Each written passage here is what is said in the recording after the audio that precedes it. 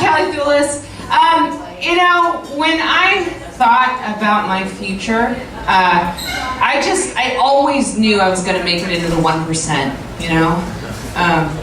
I just thought that 1% would be referring to my income level, and not the 1% of women that get pregnant with an IUD. 3 months ago, I gave birth to a beautiful 7-pound, 15-ounce accident. For those of you who do not know, or for those of you who do know but you just can't think straight because you're silently panicking, the IUD is currently the most reliable form of birth control on the market. It's 99% effective. My doctor told me that it's more likely for you to get pregnant once your tubes have been tied than for you to get pregnant with this IUD in. So when I started telling friends the news, I had a lot of friends come up to me and be like, hey, you're gonna get that taken care of, right? You're gonna have the growth removed, the tenant evicted.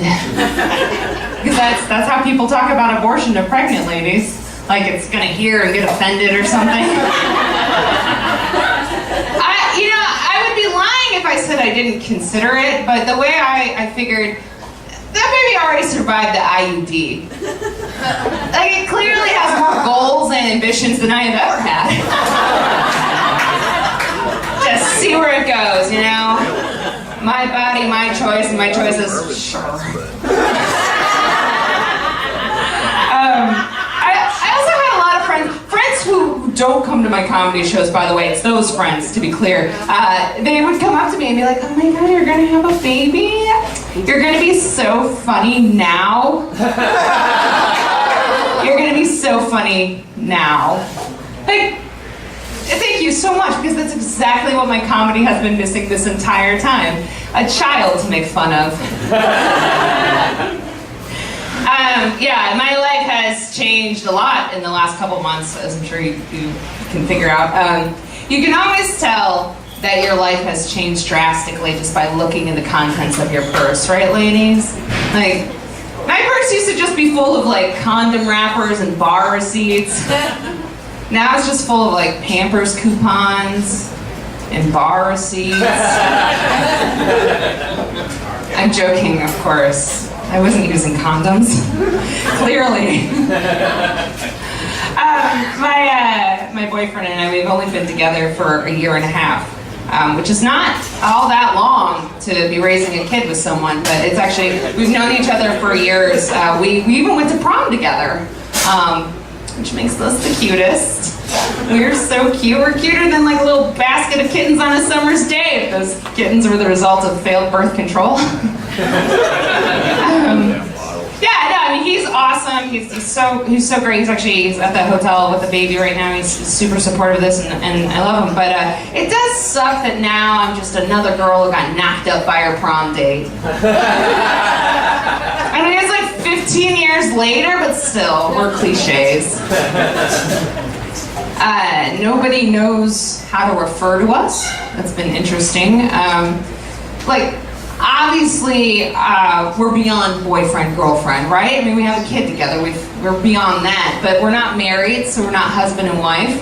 And baby daddy, although the most accurate wording, it's not exactly appropriate in every situation, as I found out while making introductions at a funeral recently. I started calling him my partner. I thought that was nice. I thought that was like a good kind of covered it. But it got confusing for some people because they thought that I was a lesbian. I don't care if people think I'm a lesbian. It's 2018. Nobody cares about that anymore. But I do care that people thought I was a lesbian with an unplanned pregnancy. Because that meant they either thought I was cheating on my girlfriend or it was a miracle.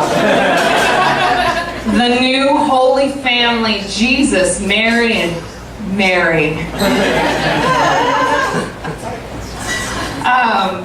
Because we haven't been together that long, there are some things that we didn't really get to work out before having a kid that you really should. Like religion, for example. Like, are we going to raise our kid religious? We didn't talk about that. I was raised Catholic. I went to Catholic school growing up, and I, for one, I still believe in that grading system. I'm what they call a D- Catholic. I don't go to church very often. There's just like fundamental things that I disagree with. And every year for Lent, I say I'm going to give up something to bring me closer to God, but it's just to bring me closer to my goal weight. I gave up carbs this year for Lent, you guys. And it got so awkward too at communion time when the priest was like, "This is the bread of life." And I was like, "Oh, no thank you." None for me, please. I gave up all bread for Jesus, and that includes Jesus bread. I don't know, I've been thinking a lot about religion lately. I have a lot of questions. Like, do you think Jesus went around telling everybody carpentry was just his day job until his career as a savior took off? Went around promoting it, like, "Hey guys, I'm doing a blessing later on. You want to stop by? It's at a minimum, but the flatbread is from heaven. It's so good." I've been thinking a lot about the Adam and Eve story. That one really has been sticking with me. Like, all right, so we all know the tale, probably. Eve ate an apple. God said, "Don't eat it." She ate it. And because of that, he punished her and all womankind with the pain of childbirth. Having just gone through that recently, I gotta say the crime does not fit the punishment.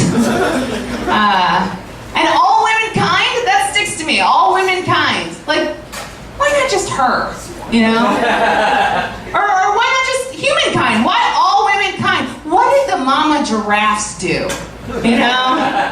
Baby giraffes can run as soon as they come out. She has to deal with that kicking her? Like, that's not... She deserves an apple for that, for God's sake. It's all God's fault, too. I mean, to be real, it is. He created the world, the universe, in 7 days. And yet he waited millenniums to come out with junk food. We would not have had this issue had he had come out with it just a little bit sooner. Because here's how the conversation would have gone. So that snake would have been like, "Hey Eve, okay, so I got 2 options for you. I have this apple, which contains all the cosmic knowledge of the universe. Or I have this Little Debbie cosmic brownie, which has no cosmic abilities, but it's chocolatey, and it's got more preservatives to outlast the universe. What's it gonna be?" And she would say the same thing we all would. She'd look at her 2 options and she'd go, "I know I should have the apple, but it's after 5 p.m. on a Saturday, which is practically a Sunday, and Sunday is my cheat day, so what the heck, I'm gonna have the brownie." That's what she would do. We would all make that choice. I was in Los Angeles when I found out I was pregnant. I was actually just living there, and I moved back to my hometown in Akron in January. So I was living out there, and I love LA. There are some things that I miss about it. I miss where I was living, really. I miss the town. I was living in a really classy neighborhood. Like, you know, a neighborhood is classy, and there's cash for gold businesses everywhere. Because I was living in a neighborhood where people had gold. They had it anyways. But now they have cash, so classy still, right? I think so.